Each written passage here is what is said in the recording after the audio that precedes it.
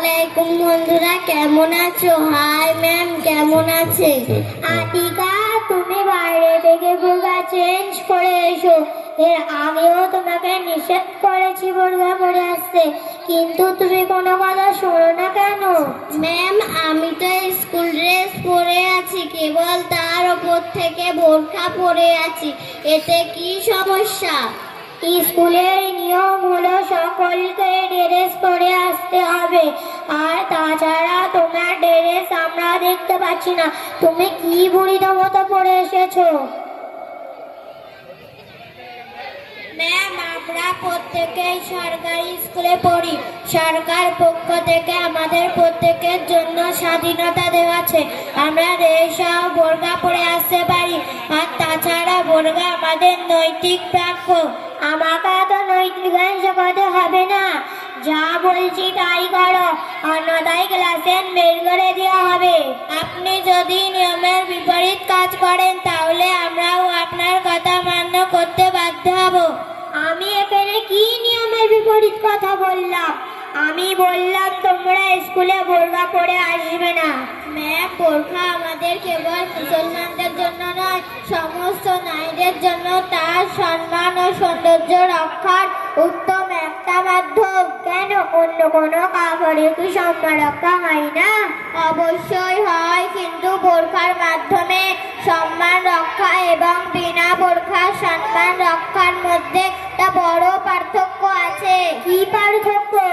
যখন আপনারা modern dress পরেন অথবা কোনো নারী যখন নিজেকে প্রদর্শিত করার উদ্দেশ্যে খোলামেলা ড্রেস পরে, তার দিকে বাচ্চা থেকে বুড়ো পর্যন্ত প্রত্যেকেই লালসার দৃষ্টিতে দেখে এবং বেশ কিছুক্ষণ তাকিয়ে থাকে, আপনারা তখন আরো একটু কোমর দুলিয়ে মাথা চুল ঠিক করতে করতে হাঁটতে থাকেন এবং ভাবেন যে এরা আমার সম্মান করছে, কিন্তু এটা সম্মান নয়, সে আপনার দিকে কুদৃষ্টিতে দেখছে।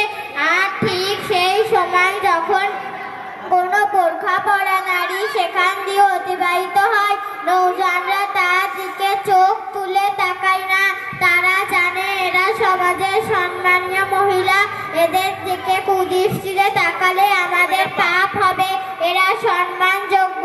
এটাই হলো পার্থক্য, অর্থাৎ একটা রাস্তা চলা ব্যক্তির অন্তরেও বোরখার সম্মান ও মর্যাদা আছে। কিন্তু বর্তমানে সময়ে বোরখা পরা নারীদেরকে তো সমাজের সব থেকে নিম্ন পর্যায়ে মনে করা হয় এবং সকলে ঘৃণা দৃষ্টিতে দেখে। আসলে ম্যাম, একটা বোঝা বিষয় আছে। আপনারা ছোটবেলায় গল্প পড়েছেন, শেয়াল যখন আঙ্গুর গাছ দেখে তাতে সুন্দর আঙ্গুর ভরা দেখে তার জিভ দিয়ে পানি টপকাতে থাকে এবং সে শত চেষ্টা করে কিন্তু কোনো মতে আঙ্গুর ফল পারতে পারে না, অবশেষে কি বলে? হ্যাঁ, আমরা পড়েছি যে শিয়াল বলে আঙ্গুর ফল টক এবং সেখান থেকে চলে যায়। এটা আমরা বলতে চাচ্ছি, আমাদের সমাজে কিছু শিক্ষিত বলদ আছে যারা নিজেকে বড় শিক্ষিত মনে করে, নিজেদের চাহিদা অনুযায়ী কাউকে বদনাম করে, আবার কখনো কোনো জাতির কিছু বিশেষ নিদর্শনকে বদনাম করে, যেহেতু তারা সেখান থেকে নিজেদের ইচ্ছার অনুসারে কিছু পাচ্ছে না, তাই তারা শয়তানা অনুসরণ করে নারীদের দিকে ফেলিয়ে তাকিয়ে থাকবে, কিন্তু মুসলিম নারীদের ক্ষেত্রে সেটা করতে পারে না। তাই আমাদের মুসলিম সমাজের মেয়েদের সম্মান বোরখাকে বদনাম করা হয়েছে। ম্যাম, আপনি কি কখনো দেখেছেন কোনো বোরখা পরা নারী অসামাজিক কোনো কাজ করেছে, তারা অসভ্যমূলক কাজে লিপ্ত হয়েছে? এই কথাটা তোমরা বাস্তব বলেছো। যে সমস্ত নারীরা বোরখা পরে তাদের ভদ্রতা, শালীনতা এবং অন্যান্য আচার সকলে থেকে ভালো হয়। ম্যাম, আপনি তো একজন নারী, আপনি কিভাবে নারীদেরকে অপসংস্কার ড্রেস পরে আসতে বলেন? আসলেই আমাদেরকে ব্যবহার করা হচ্ছে হচ্ছে। আমাদের সমাজে কিছু নিয়ম এমন তৈরি করা হয়েছে যে মেয়েরা কোনো রেস্টুরেন্ট, কলেজ, ইউনিভার্সিটি, পার্টি ইত্যাদিতে বোরকা পরে যেতে পারবে না। তারা আমাদের নারীদের সৌন্দর্য উপভোগ করতে চায়। তারা চায় নারীরা বস্ত্রহীন হয়ে ঘোরাফেরা করুক। এটা তো এক প্রকারের পাশ্চাত্য যুগের দুর্নীতি। আমাদের সমাজ বিস্তার লাভ করেছে, সেটাকেই আমরা ফ্যাশন ও মডার্ন মনে করেছি। তবে আজকে তোমার কথা থেকে আমি অনেক প্রবাদী বললাম যে মেয়েদের অবশ্যই পর্দা করা উচিত। তোমরা পর্দার বিষয় বেদ যুক্তি দ্বারা তুলে ধরেছো। কোরআন ও হাদিসের বিধানগুলো কেমন আছে? জি ম্যাম, বিশ্ববাসীর হেদায়েতের মুকুর আল কোরআন সূরা আহজাব আয়াত নম্বর 33 এর মধ্যে আল্লাহ তাআলা বলেন, ওয়াকারনা ফি বুয়ুতিকুন্না ওয়ালা তাবাররাজনা তাবাররুজাল জাহিলিয়াতিল উলা।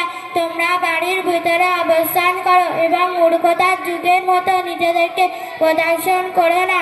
আল্লাহ তাআলা আরো বলতেন সূরা নূর আয়াত নম্বর 31 এর মধ্যে, কুল্লিল মুমিনাতি ইয়াগযুযনা মিন আবসারিহিন্না ওয়া ইয়াহফাযনা ফুরুজাহুন্না। ঈমানদার নারীদেরকে বলুন তারা যেন তাদের দৃষ্টিকে নত রাখে এবং তাদের রং আঙুলের হেফাজত করে। তারা যা সাধারণত প্রকাশমান তাছাড়া তাদের সৌন্দর্য প্রকাশ না করে এবং তারা যেন তাদের অন্যবক্ষে ফেলে রাখে।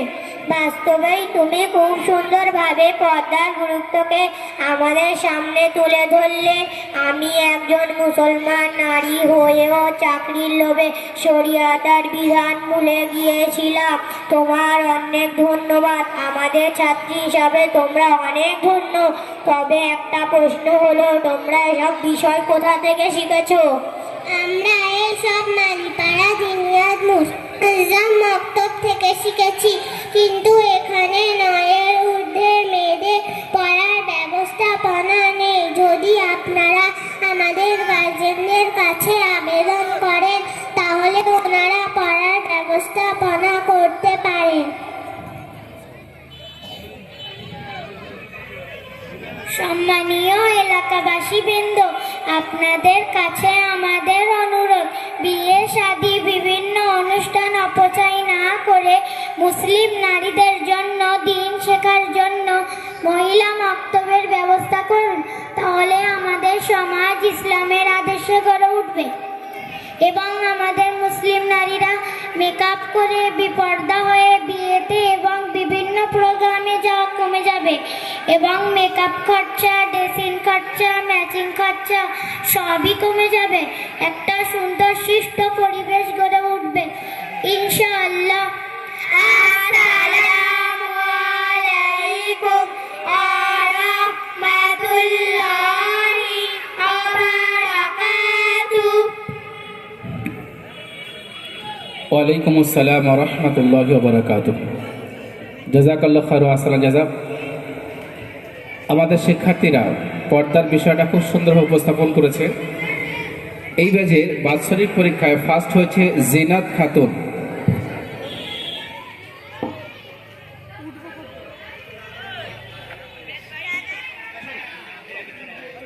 জাযাকাল্লাহু খায়রান।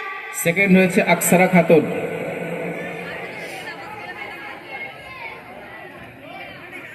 থার্ড হচ্ছে রুফাইদা খাতুন। জাযাকাল্লাহু খায়রান। থার্ড হচ্ছে রুফাইদা খাতুন। বেস্ট নামাজ জাযাকাল্লাহু খায়রান। আলফিয়া খাতুন। বেস্ট হাজরি আকসারা ইফরা। জাযাকাল্লাহু খায়রান। এক মিনিট তুমি কত এসছো? তোমার নাম কি? আকসারা ইফরা বলছো, ভালো করে বলছো।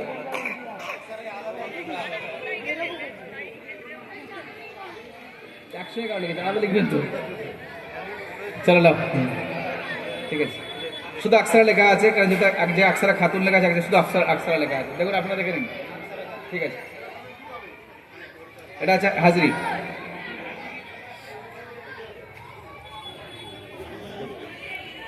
জাযাকাল্লাহু খায়রান। চলো ঠিক আছে, হাজরি।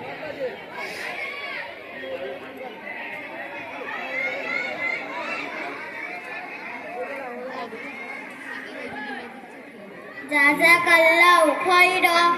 চলো বাকি সবাই বাম দিক থেকে আস্তে আস্তে নেমে যাও।